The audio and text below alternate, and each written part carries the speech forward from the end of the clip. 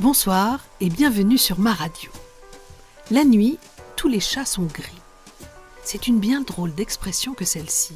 Pour la saisir dans tous ses sens, il faut tout d'abord comprendre comment fonctionne notre vision. Au fond de nos yeux, de notre rétine, il y a des cônes et des bâtonnets. Les cônes sont des cellules sensibles aux couleurs et les bâtonnets sensibles à la luminosité. Alors comme les cônes ne sont pas aussi sensibles que les bâtonnets, dès que l'éclairage baisse, les cônes n'arrivent plus à réagir normalement, mais les bâtonnets, eux, continuent tranquillement leur travail, même avec une très faible lumière. Donc, à la nuit tombée, notre vision n'est plus la même qu'en plein jour, et l'on a plus tendance à confondre les couleurs. Ainsi, quand nous apercevons un chat gris ou roux en pleine nuit, les bâtonnets nous permettront de bien voir que c'est un chat, mais nos cônes ne distingueront que très mal la couleur et nous penserons que ce chat est gris. C'est pour cela que cette expression a également pris le sens de « si vous commettez un méfait, autant le faire la nuit, vous serez moins visible, moins reconnaissable, car la nuit, tous les chats sont gris ». Bien sûr, la nuit semble rendre tout ce qui nous entoure plus sombre, plus gris, plus nuit. Pourtant, la nuit est parfois magique, parfois tragique, parfois magnifique, parfois pathétique. Au creux de votre nuit, vos interrogations trouveront une réponse qui, je l'espère, apaisera un peu certaines solitudes et certaines angoisses pour laisser la place à une belle nuit apaisée. Ce soir, la question d'Elisabeth. Elisabeth, vous me demandez si je connais un remède miracle pour vous ôter votre peur de la nuit. Et bien sûr, je n'ai pas ce remède miracle, simplement parce qu'il n'y en a pas.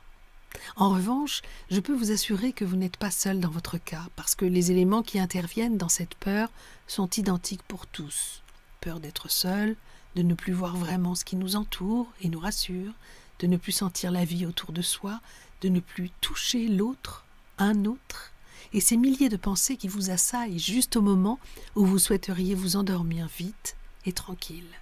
Voilà en résumé rapide, très rapide, ce qui la nuit provoque des peurs en mettant de côté tous les post-traumatismes d'agressions diverses qui, eux, se traitent différemment. Moi, je vais vous proposer de laisser de côté la raison qui n'a pas cours ici et de vous allonger calmement, les bras le long du corps. Voilà. Fermez les yeux, écoutez ma voix et essayez de faire mentalement ce que je vais vous indiquer. Vous êtes prête ? Prenez une inspiration qui part du ventre et remonte vers les poumons et bloquez en apnée pendant 4 secondes. Allez-y, inspiration qui part du ventre et remonte vers les poumons, on bloque et on souffle, encore, encore, encore, comme pour vider vos poumons et votre ventre de tout l'air qu'ils contiennent. Toujours les yeux fermés, les bras le long du corps. Faites le tour de votre corps en commençant par les doigts de pied. Il y en a 5 à gauche et 5 à droite. Remontez le long des mollets, arrivez aux genoux, le long de vos cuisses, passez par les hanches et là, attrapez au passage vos mains. 5 doigts à gauche, 5 doigts à droite. Et remontez doucement le long de vos bras jusqu'à vos épaules, la gauche, la droite, et posez-vous un peu sur votre poitrine. Avant de descendre vers votre taille et faire le tour de votre ventre pour remonter par la colonne vertébrale jusqu'à votre nuque et faire le tour de votre tête pour finir au milieu de votre crâne, tout en haut. Voilà. Arrêtez-vous un instant et respirez profondément 4 fois. Inspirez, expirez. Inspirez, expirez. Inspirez, expirez. Inspirez, expirez. À partir de maintenant, vous allez créer une image mentale. Par exemple, une plage idyllique dans les îles. Vous êtes sur la plage, au loin un bateau arrive, vous entendez le bruit de la sirène alors que des vagues chaudes viennent lécher vos pieds. Le bateau s'approche petit à petit et vous vous apprêtez à accueillir ses passagers. En vous retournant sur la plage, un magnifique buffet composé de fruits de mer, de poissons grillés, de mangues et de noix de coco fraîches qui les attendent.